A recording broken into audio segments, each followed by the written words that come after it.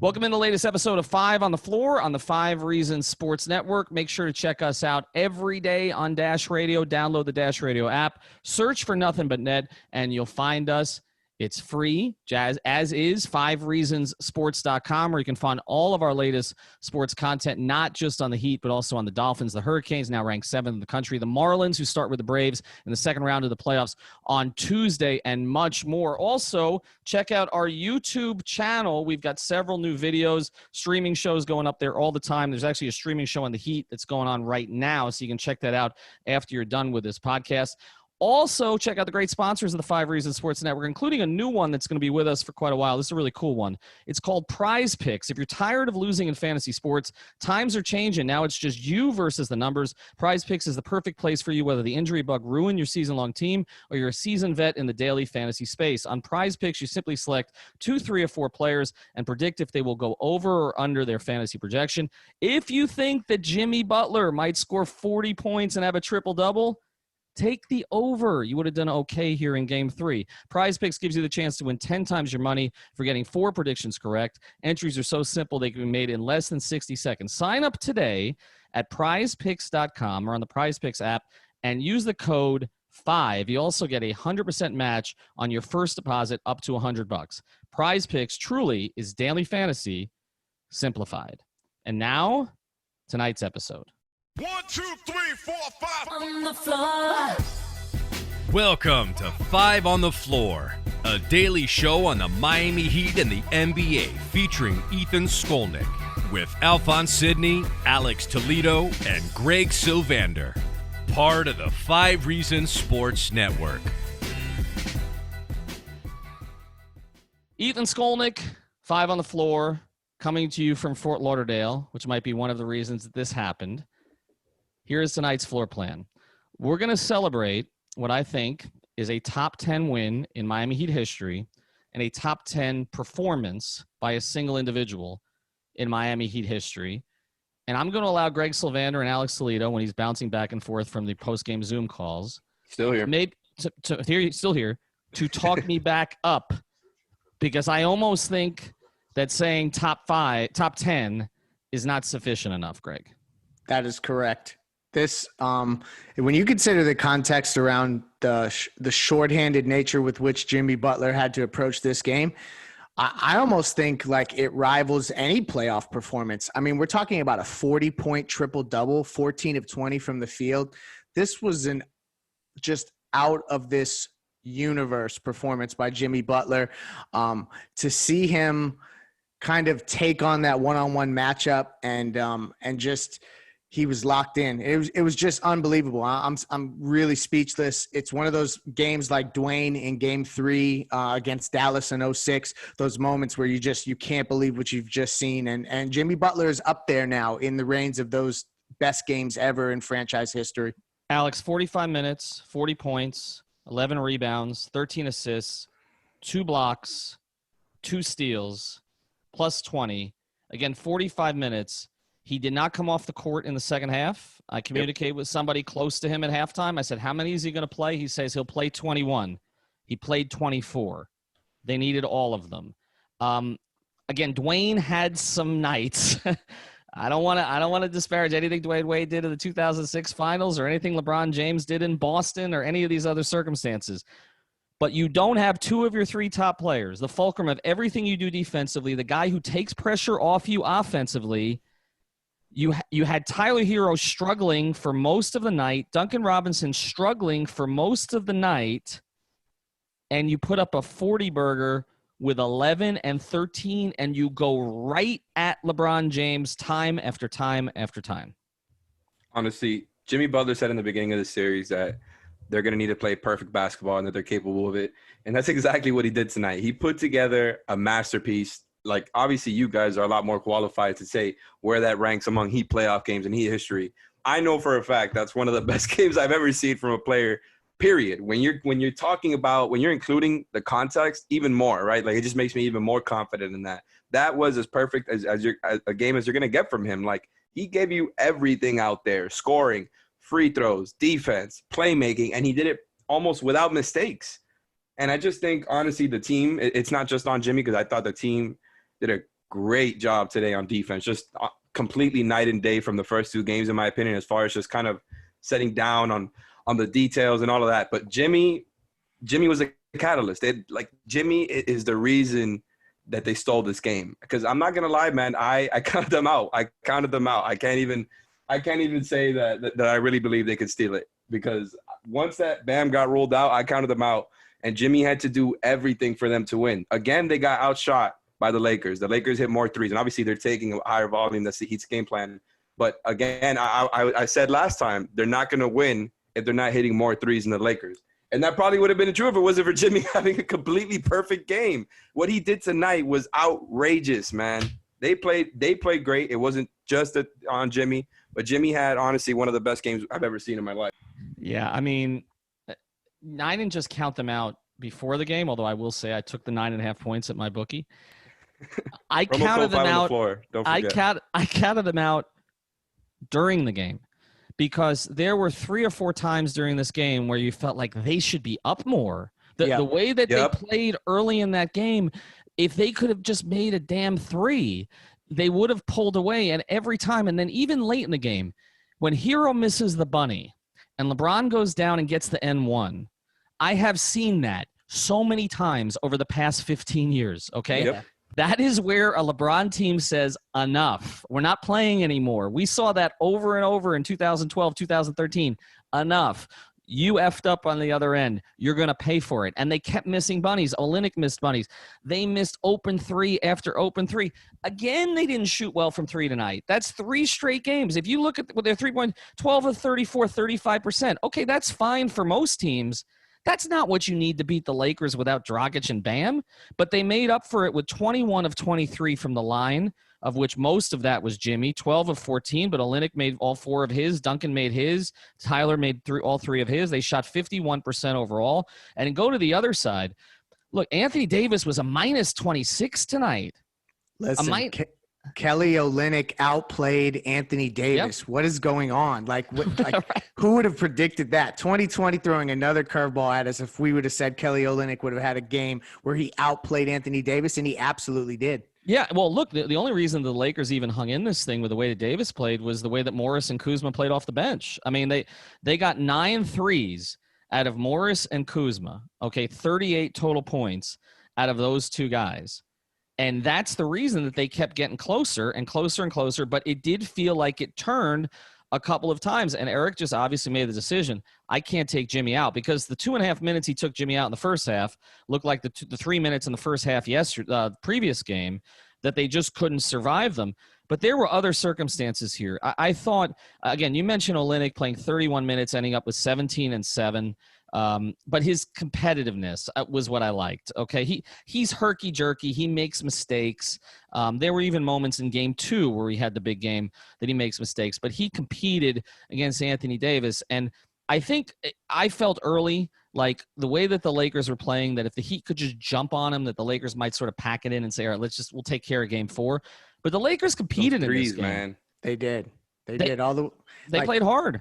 There were so many moments where they cut it to 5, cut it to 3, and they hung around, and you thought to yourself, okay, at some point they're going to go on a barrage of 3-point shots, or LeBron's going to take over, and we're not going to be able to, manufacture offense. And then as the fourth quarter winded down, all of a sudden a guy who had a really rough night in Tyler Hero came alive. And so it was an interesting mix of that. You thought the Lakers were going to have so many opportunities to pull away. And really the thing that I think was the biggest buzzkill for them was the turnovers. I mean, they just had costly turnover after costly turnover. And this was a game where Jimmy was controlling tempo. So those turnovers really, he made them pay when they lost those possessions. Yeah. And Miami, look, Jimmy had 5 of the Heat's 12 turnovers. Kendrick had 4 turnovers. I felt like early in the game, certain guys were trying to play too fast. But here's a number that just jumps out at you. Duncan Robinson, who we've criticized for not stepping up, was a plus 27 tonight. And he filled up the rest of the stat sheet. Look, he was 39 minutes. 39. He only was 3 of 10 from 3, and for 13 points, but he had 5 rebounds, 3 assists, a couple of steals, and a block. I mean, he competed tonight, and he was great. And there were some subtle adjustments that Eric made. Actually, the broadcast, when they weren't busy interviewing Chris Paul for 4 minutes at the start of the third quarter, because they couldn't have done that at halftime, or talking about how great Anthony Anderson's show is. When they actually did focus on a couple of things. Duncan was not getting caught on those switches as much because I don't know if it was Jackson or Van Gundy mentioned it. He was getting back to his man. He was not 100%. right. So Eric made some subtle adjustments. The small pick and rolls that they were running early in the game was different.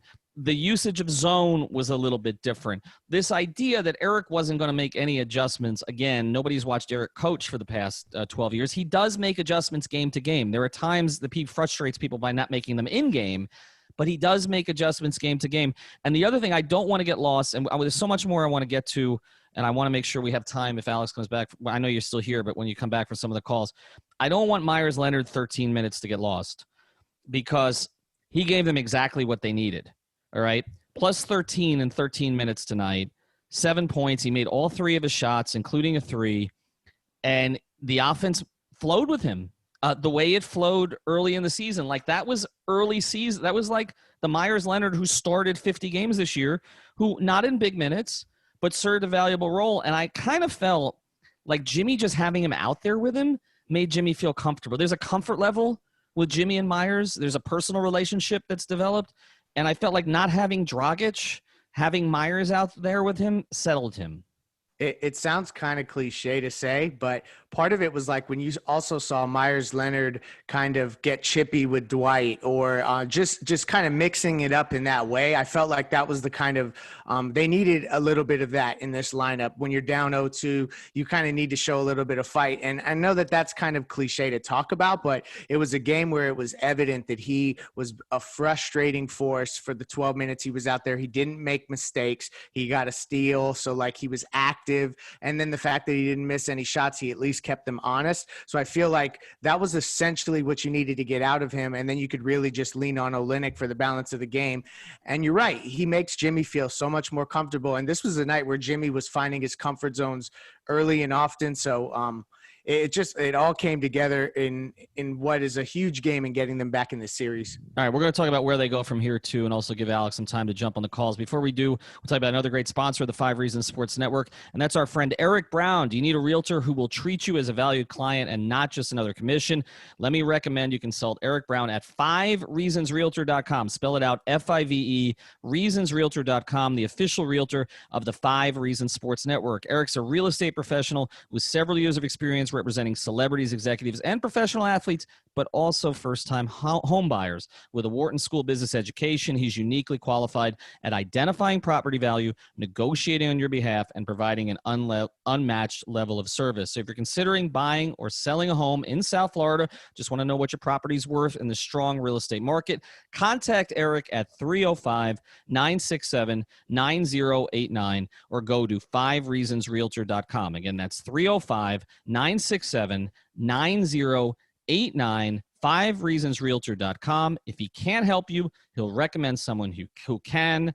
Check out Eric Brown, the official realtor of the 5 Reasons Sports Network. I'm still trying to put this Jimmy performance in perspective. As he was coming off, I think it was it Van Gundy who kind of read his lips late in the game where he said they're in trouble. There is this defiance about this Heat team that isn't matched by their pedigree, right? Like this is a new team. Like they should not feel like, I understand the 12-13 team feeling this way, right? Like it was LeBron and Dwayne and Chris Bosh. They'd won Olympic gold medals together, right?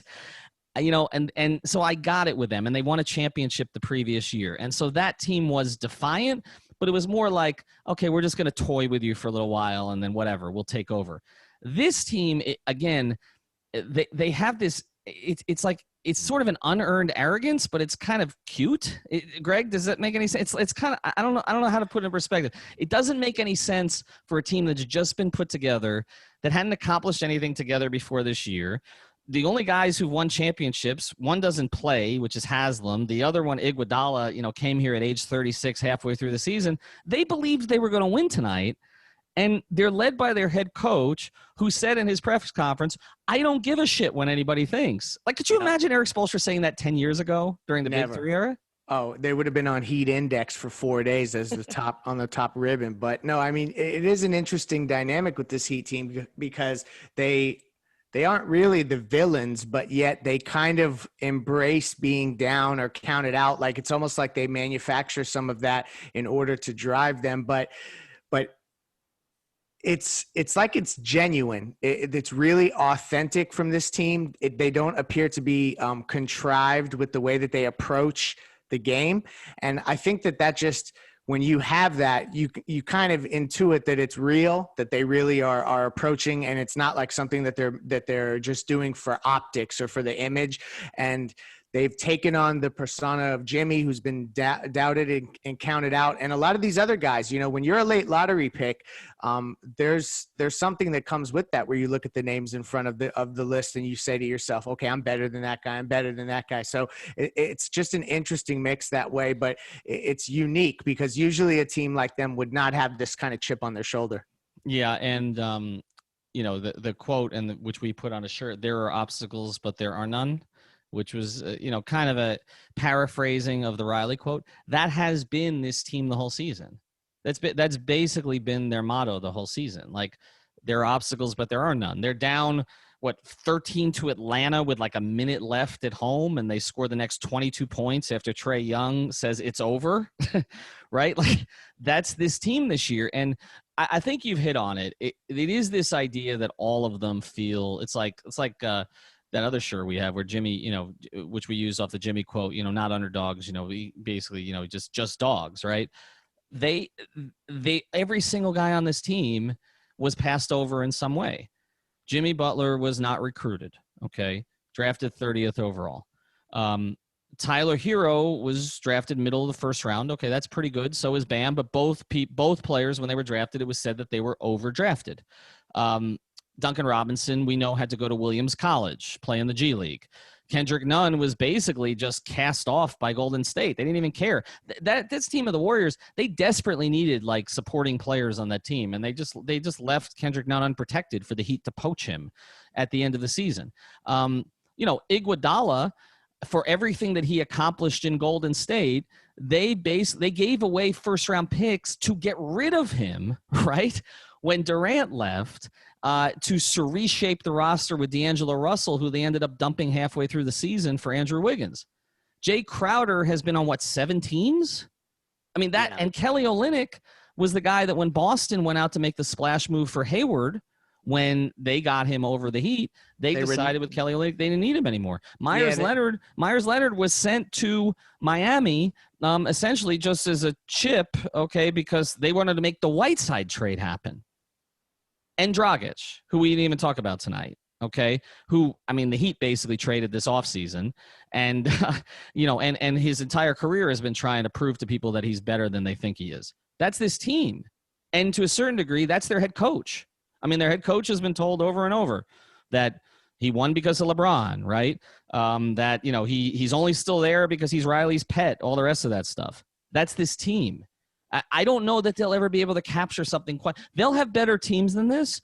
I don't know that they'll ever be able to capture again what they had tonight, where all of that came together.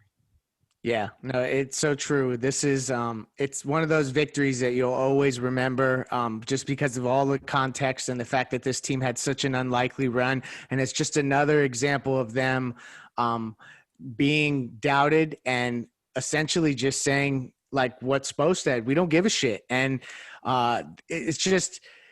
it's really gratifying as Heat fans who have been, you know, you talk about this culture stuff, and we know that it can get a little bit ridiculous to keep touting it, particularly when you're 41-41 or you're 11-30, you know, yet to go 30-11. But then when you start to see guys with this kind of talent get coached and the pieces come together, it's a lot of fun to watch. And this is the other thing about this now. LeBron James, the way that Jimmy went at him, if all of a sudden you have a situation where Bam gets back, or Goran were to come back, but Bam specifically, and I know we may touch on this, you have a series. You really do. I have not seen many guys go at LeBron the way that Jimmy went at LeBron tonight. I mean, has he had battles? Yes. Even with the Heat, with Paul Pierce, with Paul George, okay, where, you had, elite wings who, went for him basket for basket. But Jimmy put the ball basically in his stomach, okay?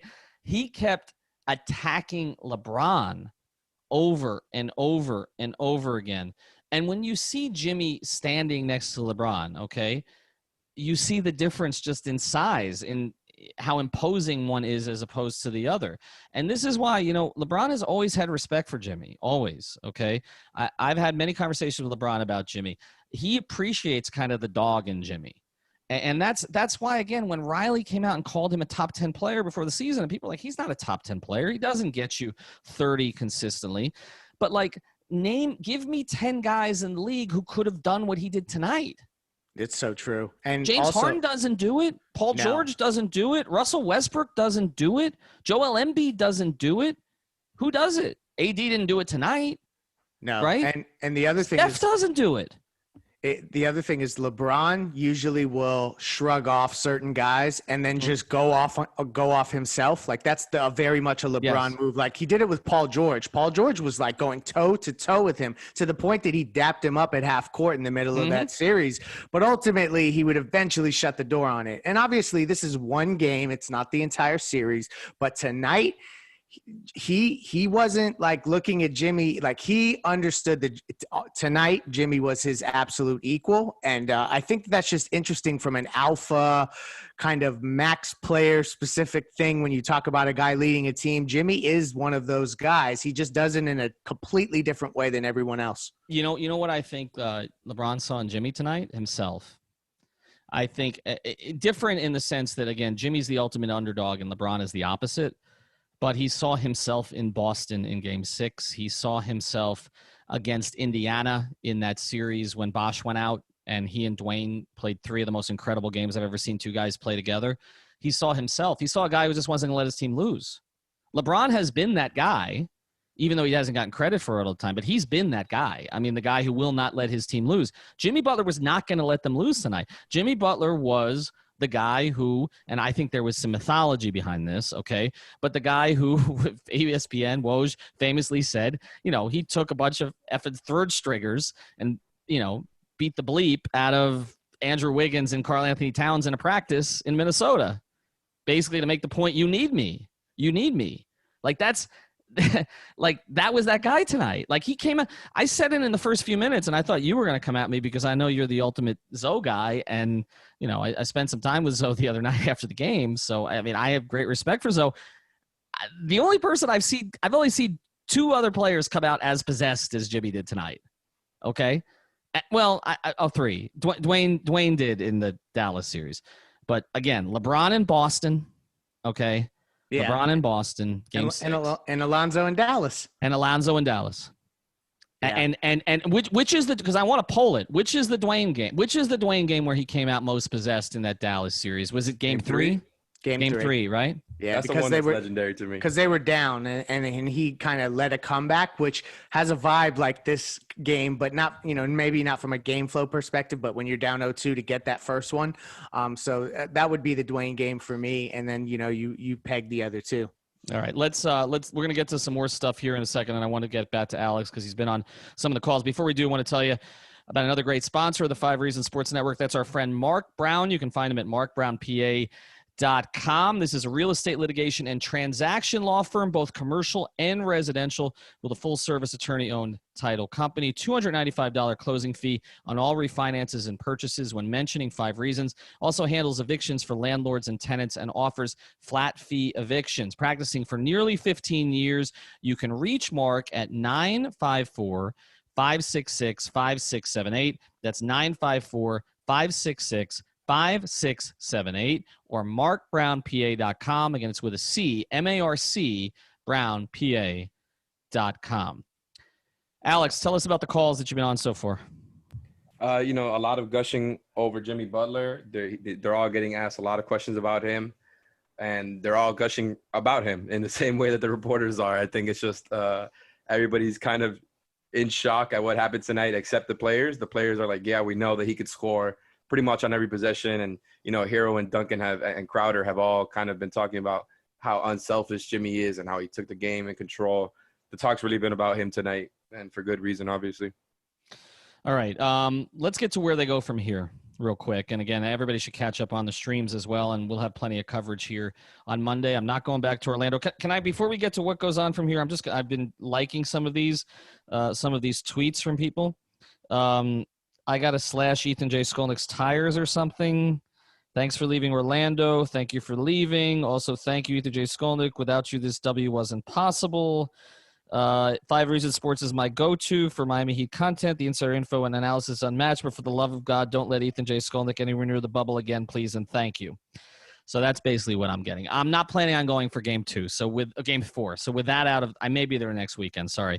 But with that out of the way, Greg, you put something up here. What is the latest on Bam and Dragic? So the latest information I have is that as we go forward in the series, I would not expect Goran Dragic back. He wants to play, but I do not believe that that's going to happen. But I think Bam is expected back for game 4, game 5 at the absolute latest. And that's literally what I heard coming out of the game tonight from someone close to the team. So it'll be interesting to see, because I know that they're being so extremely cautious. That was emphasized to me in all caps, how cautious they're being with Bam Adebayo. But all indications are he can likely be expected back for game 4, game 5 at the absolute latest. All right, well, and he pushed. I mean, he was close tonight. From what I heard, he was close. But they just weren't going to do it. And with Goran, man, just rest it up, take your time. He did enough to get him there. Would he help? Absolutely. Would he have been an upgrade over none tonight? I mean, sure, it's Goran Dragic. But they have enough there. What they had to make up for mostly was Adebayo. And you're not going to do it with Olynyk and Leonard. But when you have a performance like this, and I think it was discussed, I think Brady said it on the pregame show, and maybe it was just too obvious for all of us. He said it on the stream. He said they're going to need somebody to break out in the scoring column tonight. It can't just be the balance thing. It's got to be somebody. And look, if it was going to be somebody, it should be Jimmy. I know that we've gotten carried away with what Hero did with the 37 and everything. But look, this is still Jimmy Butler's team. It's going to be Bam Adebayo's team, I believe, or it's going to be a shared team with Bam and Jimmy and whoever else they bring in, and maybe if Hero merges. But Jimmy Butler was brought here to do things like this. Maybe not this year, but he was brought here to do things like this. And I think in the larger context, and we're going to spend tomorrow going over game 4, in the larger context of this, guys, all of the questions, was the Jimmy Butler max deal worth it? Were you going to regret it, in the 3rd and 4th years of that contract when his body begins to break down? Maybe he will begin to break down. But if he can do this for 45 minutes in an NBA Finals game in his first year here, yep, I almost don't care anymore what it looks like in the 3rd and 4th year, right? Absolutely. Right? I don't care. It is what it is. Whatever it is, you deal with it. But I kind of trust him to know his body. That is he going to let himself go? I can't see it. I mean, right? I don't think so. Yeah, I mean, honestly, the guy keeps himself in amazing shape, and obviously, he has a heavy workload out there. I mean, tonight he probably had the heaviest workload of his career, and that's saying something, knowing that he played for the Thibodeau Bulls and the Thibodeau Timberwolves. Right. But Jimmy, man, the Jimmy Butler story arc, ever since Chicago and specifically ever since Minnesota, he completely proved everyone wrong. Everything he said came true. Everyone was calling him out before the season started. Everyone was calling him out when he signed with the Heat and was so adamant on signing with the Heat and rejecting the Lakers and rejecting the Clippers as a free agent destination.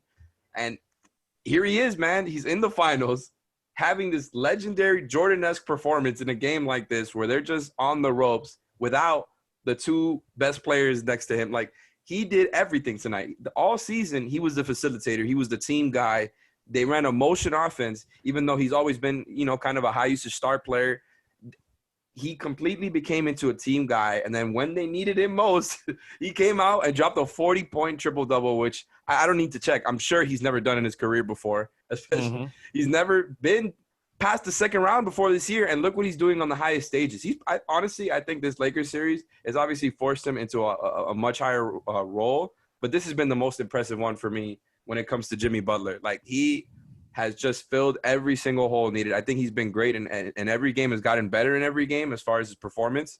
But He is truly completing that story arc tonight. He kept them alive, and all of a sudden, they're back in the series. Well, and also when you talk about Jimmy in the back half of his contract, like the huge thing about this too is this is the ultimate recruiting pitch to guys around the league, and they've set themselves up where they can pay Jimmy what they need to pay him, pay Bam what he needs to be paid, and also add another guy. And this entire run, watching Jimmy do that, I mean, I think I saw Joel Embiid right before we started the podcast. He tweeted inspiring, and that's all he tweeted. Guys around the league notice this stuff, so it'll be worth every penny on the back end. But definitely, this is just iconic. That's the best way to describe it. Inspiring. That's literally. I had one tweet tonight, and it was just say that their team effort and his effort was downright inspirational. Like that was the most David and Goliath thing I've ever seen. Like that was unbelievable.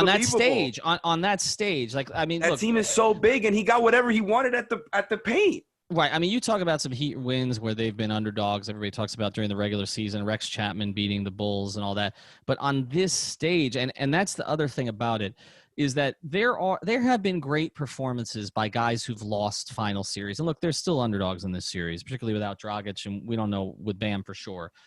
But there have been great performances, like Allen Iverson's Game 1 against the Lakers, right, in the first of the Laker championships with Shaq, or some of the Reggie Miller performance against the Lakers, or some of LeBron's performances against the Warriors in series that he lost. Particularly Dwayne against Dallas or Dwayne against Dallas, right, that was wasted by what happened with LeBron. There have been great performances that have stolen games in finals, okay, that have beaten the better team. There were great performances against the Jordan Bulls. I mean, if you watch Last Dance, you remember some of Barkley's incredible performance to force that thing to 6, right? The performances by Kemp and Payton to extend that series. Clyde Drexler's work against Jordan, okay? There were great performances by losing teams. Isaiah against the Lakers, okay? You can name those. But the circumstances of this, why this one is going to stick out, even if the Heat lose this series, is because it was so ridiculously lopsided in terms of what Jimmy had to work with. Like, you look at some of those teams, like those Seattle teams were healthy with Payton and Kemp. Barkley had a healthy team with Marley and that whole group. Okay, Iverson, that wasn't a great team. Okay, he had Mutombo and he had a bunch of stiffs. Okay, but that was the team he came with. Ethan. This isn't the team he came with. This isn't the team he came with. He has his two most important players not playing and knows that one of them is probably not going to play the rest of the season, and the other one's being held out by the team, and he's going against the best player of this generation, arguably the best player of all time, that he has to guard and he has to go at. Yep. It's a top 5 finals performance of the last 20 years. LeBron had 8 turnovers. I mean, it's just unbelievable. Oh my God. Like one-on-one. And I know that it's not all attributed to Jimmy, but he outplayed LeBron. And I just don't think that you saw that coming. This was always thought of as a team that if they were going to beat LA, and it still may be the case, that it needs to be an absolute team effort, and they're going to need to be firing on all cylinders in more than one spot. But tonight, Jimmy bucked that trend. He was the best player on the floor by a wide margin. It was amazing. I mean, Ethan, what you said earlier about him kind of LeBron seeing a lot of himself in Jimmy, I just think, like, the more I thought about it, I just think it really is a perfect comparison for kind of like this performance was very reminiscent of what LeBron was doing in the 15 finals when Kyrie and Kevin Love were out. Yep. It's almost the same exact situation, missing his point and his big, and obviously the two other best players in the team. And what I will say is Bron didn't shoot a great percentage in that series, and whatever, was voted finals MVP even though they lost in 5. Whatever, I still think that's ridiculous. Other than that, Jimmy dominated, man. There was no holes in his game whatsoever. It really was truly a LeBron-esque performance, and doing it all while, again, like you guys just pointed out, LeBron to have 8 turnovers in a game like this, man. Like we had. Honestly, I'm not surprised that LeBron and AD might have a game, where they're off, especially after kind of getting complacent. You have all of ESPN just kind of crowning them already after 2 games. But for him to do that on the finals, I mean, in the finals against a team like this that's so depleted, where they can just kind of get whatever they want in the paint when they feel like it, I just think it's unbelievable. Like, all of this is just – whoever bet on this game tonight, by the way, if anybody bet a significant amount, like, oh my God. Well, the odds on my bookie, by the way, for Jimmy to do what he did tonight for game 2 was plus 7,200. and also for the Heat to win. So if somebody cashed in on a bet like that, congratulations to them.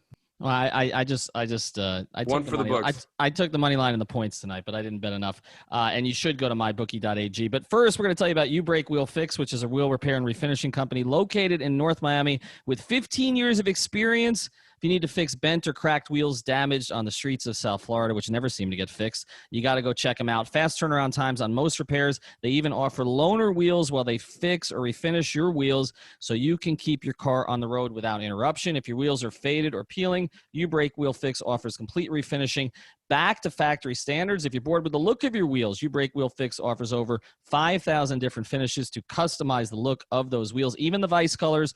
Don't spend money on new wheels when you can renew them at You Break Wheel Fix. They offer a full line of custom wheels and tires for every vehicle application and offer in-house repair and complete vehicle customization. So call You Break Wheel Fix at 305-748-0112, 305-748-0112, or online at youbreakwheelfix.com. Can also be found on Google, Instagram, Facebook, LinkedIn, or Yelp at You Break Wheel Fix. And if you mention 5 Reasons Sports when you call, you'll receive 10% off your repair. All right, 2 minutes left.